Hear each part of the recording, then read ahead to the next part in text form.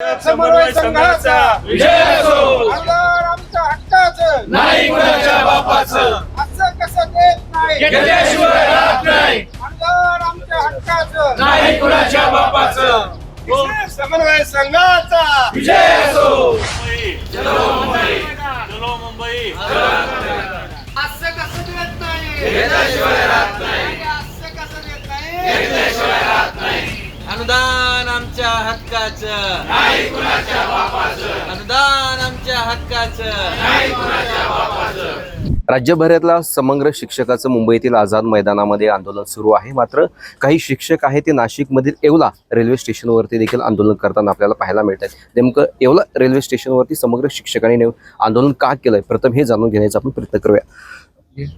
येवला नाशिकमधील येवला रेल्वे स्टेशनवरती चक्क तुम्ही आंदोलन करताय, काय एकूणच इथे आंदोलन का करताय? तुम्ही आझाद मैदानात तुम्ही जाणार आहेत पण इथे आंदोलन का करताय ते पहिलं सांगा.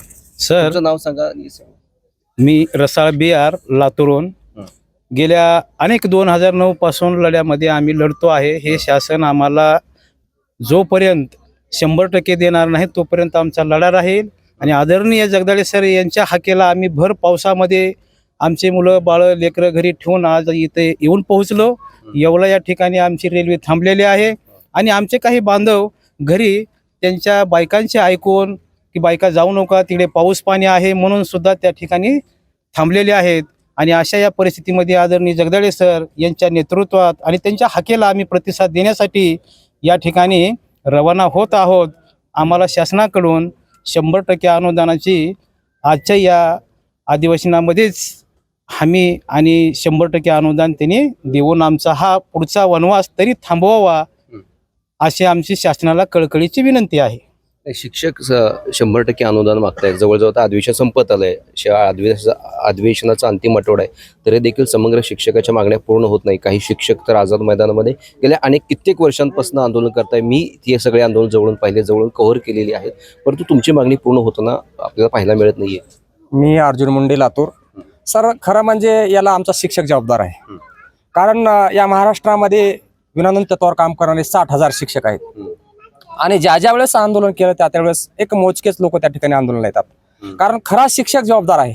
कारण प्रत्येकाला काय वाटतं की वा यानं जाईल त्यानं जाईल. अशामध्ये काय होतं, आतापर्यंत आमचे 10-10, 15-15 वर्ष या ठिकाणी आमचे विनावेतन काम करण्यामध्ये गेले आहेत. आणि शासनाला काय पाहिजे, शासनावर जोपर्यंत दबाव येत नाही किंवा शासनाला त्या ठिकाणी आपण खाली खेचत नाही तोपर्यंत आपल्याला ते कुठले मागण्या मिळत नाहीत.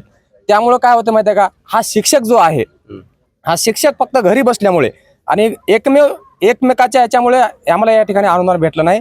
कारण 15-15, 20 वर्ष या ठिकाणी विनावेतन आम्ही काम केलेलं आहे. आणि सगळी शासनाची उदासीनता आहे. कसं शासन बदलत गेलं, GR बदलत गेले आणि आमच्या एका ठिकाणी कसं आहे, आमच्या जीवनाची या ठिकाणी राख रांगोळी झाली आहे. पाऊस असेल, वारा असेल, ऊन असेल, आम्हाला कशाची तमा नाही. आंदोलन कोणीही करू द्या, आंदोलन करण्याच्या मागचा हेतू एकच आहे की आमच्या पोटाला भाकर मिळाली पाहिजे. आमचा एक उद्देश आहे की माझा पगार माझी जबाबदारी. या निर्णयानुसार जर प्रत्येक शिक्षकाने आझाद मैदानावर गेलं तर आम्हाला काही वेळ लागत नाही. कारण मागचा इतिहास आहे. मागच्या वर्षी आम्ही असंच 7 आणि 8 तारखेला असं आंदोलन केलं होतं तर आम्हाला हा टप्पा मिळाला होता. आणि प्रत्येकाला 20,000, कोणाला 15,000, कोणाला 30,000 पगार वाढणार आहे. म्हणून प्रत्येक शिक्षकांना विनंती आहे माझी, अरे पाऊस पाना आपण मराठवाड्यातले ग्रामीण भागातले आपला काहीच लाभ होत नाही हो. उन्हामध्ये आपण पावसामध्ये आपण सर्व काही सहन केलेला आहे. म्हणून माझी विनंती आहे. आणि या ठिकाणी आज एवढं परिस्थिती असताना एवढे आज लातूर जिल्ह्यामधून माझ्या लातूर जिल्ह्यामधून कमीत कमी 300 बांधव या ठिकाणी आले आहेत. आता रात्री बसले होतो आम्ही या ठिकाणी, काहीच नाही, तुम्हाला सांगतो आमच्या सोबत काही आणलेलं नाही. इतकी परिस्थिती वाईट आहे.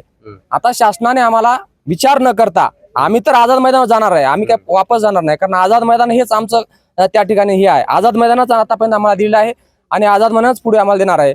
कुठल्याही संघटनेचं आंदोलन असू द्या, कुठलाही शिक्षक त्या ठिकाणी आंदोलन करू द्या, फक्त आम्हाला पोटाला भाकर मिळाली पाहिजे एवढीच आमची अपेक्षा आहे.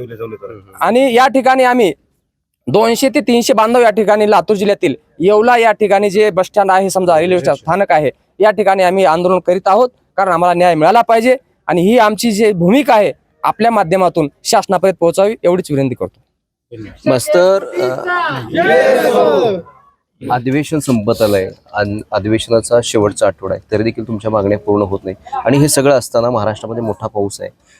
पुण्यामध्ये दरड कोसळून ट्रेन वगैरे सध्या लातूर, पुणे आणि मुंबईचा तो ट्रॅक सगळा बंद आहे आणि तुम्ही सर्व शिक्षक या नाशिकच्या मार्गाने जाताय आणि इथे देखील तुम्ही आंदोलन करताय. काय एकदम सरकारला तुम्हाला म्हणायचं? बघा, गेली 10 ते 12 सांगा मी कुणाला ते सांगा. मी प्राध्यापक प्रशांत भोपनीकर सर, मी लातूरून आलेलो आहे.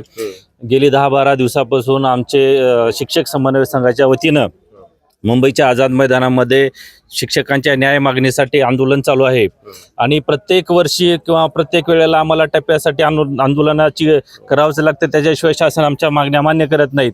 हे किती दिवस चालायचं? गेली आता 3-4 दिवसापासून आम्ही बघतोय की मुंबईमध्ये रेल अलर्ट आहे, खूप गंभीर परिस्थिती निर्माण झाली आहे. तरी पण आम्ही जीवाची पर्वा न करता आमच्या स्वतःच्या कुटुंबासाठी आमच्या ज्या काही न्याय मागण्या आहेत त्या मागण्या मान्य करण्यासाठी आझाद मैदानामध्ये जात आहे.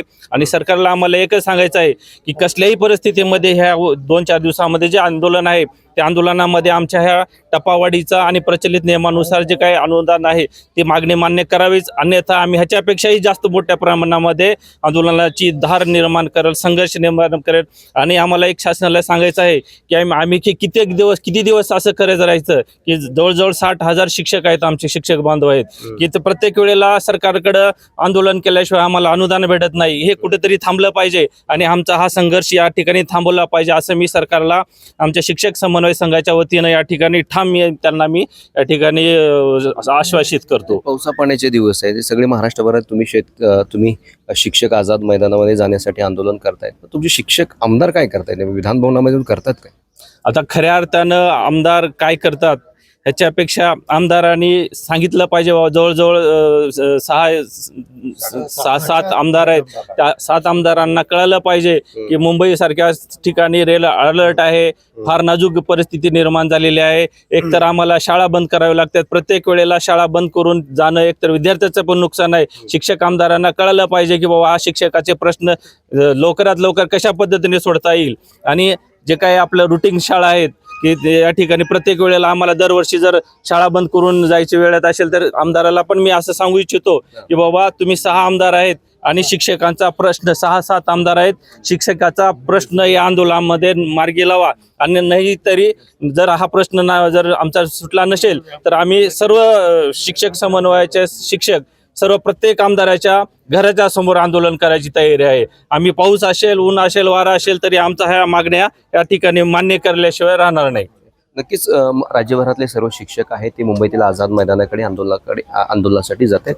मात्र सध्या राज्यभरामध्ये मोठ्या प्रमाणे पाऊस कोसळत असल्यामुळे जे मुंबई आणि पुणे आणि मुंबईकडे जाणारा रेल्वे ट्रॅक आहे तो पूर्णतः बंद असल्यामुळे मराठवाड्यातले सर्व शिक्षक हे नाशिक मार्गे मुंबईतील आझाद मैदानाकडे आंदोलनासाठी जात आहेत. मात्र या आंदोलनाची दखल महाराष्ट्र शासन अशा प्रकारचे घेतं हे देखील पाहणं महत्त्वाचं आहे. मी गुणवंत दांगड, DRV न्यूज, नाशिक.